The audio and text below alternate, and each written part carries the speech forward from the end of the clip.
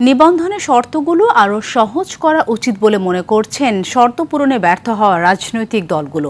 পাশাপাশি নিবন্ধন না পেলে উচ্চ আদালতে যাওয়ার হুঁশিয়ারিও তাদের। তবে নির্বাচন কমিশনের যাচাই বাছাই পদ্ধতি সঠিক বলে মনে করেন বিশেষজ্ঞরা। তারা বলছেন শর্ত শিথিল করলে অনেক ভুইফোড় দল নিবন্ধন পাবে, প্রশ্নবিদ্ধ হবে নির্বাচন।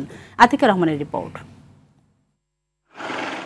১৪৪টি রাজনৈতিক দল কমিশনে নিবন্ধনের আবেদন করলেও কমিশনের শর্ত পূরণে ব্যর্থ হয়েছে সবাই। প্রয়োজনীয় নথিপত্র দিতে ১৫ দিন সময় দিয়েছে ইসি। এই বিষয়ে প্রতিক্রিয়া জানতে আমরা যাই জাগ্রত বাংলাদেশের কার্যালয়ে। পল্টনে একটি ভবনে এক রুমেই কেন্দ্রীয় কার্যালয় নিয়ে চলছে রাজনৈতিক কার্যক্রম। দলের সাধারণ সম্পাদক জানালেন, নতুন দলের জন্য ইসির শর্ত কঠিন হওয়ায় পূরণ করতে পারেননি। তবে নিবন্ধন না পেলে হাইকোর্টে যাওয়ার কথাও জানান তিনি। স্বৈরাচারী আইনের মধ্য দিয়ে আবার নির্বাচন কমিশন নিবন্ধন বিধিমালা আহ্বান করেছেন, এটা খুবই দুঃখজনক। নোটিশের আলোকে আমরা জানতে পারবো যে আমাদের কি গ্যাপ ফিল আপ করতে তারা চাচ্ছেন, আমরা সেগুলো ফিল আপ করে দেব। তারপরেও যদি না হয়, বাংলাদেশের প্রচলিত আইনে আমরা সুপ্রিম কোর্টে শরণাপন্ন হব। গত ২০ জুন আত্মপ্রকাশ করে বাংলাদেশ রিপাবলিক পার্টি। নিকেতন আবাসিক এলাকায় একটি ভাড়া বাসায় তাদের প্রধান কার্যালয়। দাবি করলেন তাদের জেলা উপজেলায় কমিটি আছে। দেশব্যাপী বিভিন্ন জেলা উপজেলাতে কার্যক্রম চলমান আছে আমাদের পার্টির পক্ষ থেকে। যে কাগজ নির্বাচন কমিশন থেকে বলা হয়েছিল আমরা সবকিছুই দিয়েছিলাম। এখন আসলে অ্যাকচুয়ালি আমরা জানি না কি শর্টেজ আছে। নির্বাচন বিশেষজ্ঞরা বলছেন শতভাগ শর্ত পূরণ না করে যেন কোনো দল নিবন্ধনের সুযোগ না পায়, সেদিকে ইসিকে আরো কঠোর হতে হবে।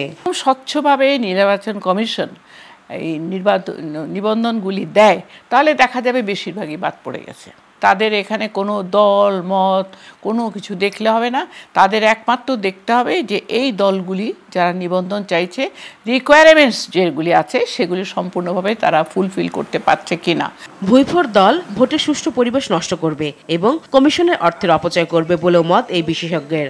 যারা 1% ভোট পাবে না, 0 ভোট পাবে, তাদের নিবন্ধন দিয়ে নির্বাচন করতে দেওয়া মানে জনগণের অর্থের অপব্যয়। 3টা জিনিস নির্বাচনকে নষ্ট করে, তার একটা বড় হচ্ছে ম্যানিপুলেশন। এখন নির্বাচন দলগুলি যদি ম্যানিপুলেট করে ক্ষমতায় যেতে চায়, 40টা সিট পেলে একটা জায়গায় তোমাদের আমি ছেড়ে দেব এবং ওদের মার্কা দিয়েই তারা যারা নির্বাচন করে, তাহলে কিন্তু জনগণের কিছু বলার উপায় নেই।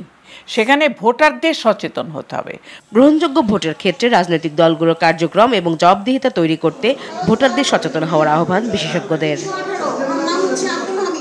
আতিকা রহমান, RTV, ঢাকা।